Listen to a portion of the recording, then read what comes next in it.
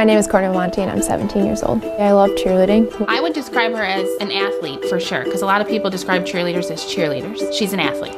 She marched right into the gym at 4 years old like it was her job. I knew that this was something I wanted to do for like the rest of my life, you know, as long as I could. And her coaches would always be like, nothing intimidates her. Like, she just fits wherever she fits. She loves all the glitz and glam and then the hardcore work that goes along with it.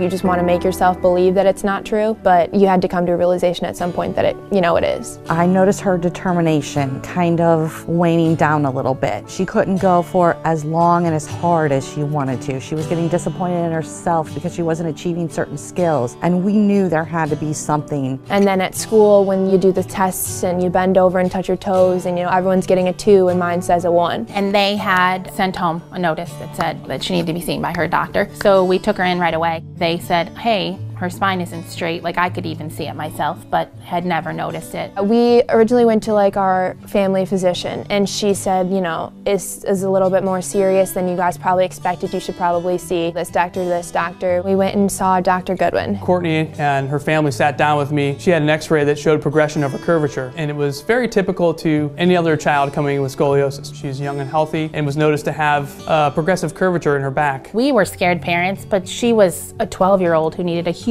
surgery. It's troubling for anyone when they have a condition that could be severe enough where they require some sort of intervention, certainly a large surgical intervention, which is typically the treatment for progressive scoliosis. And probably the most difficult for children is the activity restrictions afterwards. For Courtney, it was staying out of her competitive cheerleading and tumbling. As her curve was progressing, we needed to do something more. Now really was the time. The surgery that we had to do for her involved an incision on her back in the area that's curved the most. Then we apply a series of bone anchors, typically screws and 2 rods, to get control of the spine and actually correct its deformity. And the next thing I remember, which was 13.5 hours later, was my mom looking at me saying, you're all done. Courtney's recovery was... At first we thought it was going to be slow and painful, but nothing gets her down. I would say her recovery was about as quick as it can get, and I think it's largely due to her willingness to want to return to her sport. Courtney's recovery process consisted of her texting me from the hospital bed about how soon she would be back. She was up walking out of that bed, I think the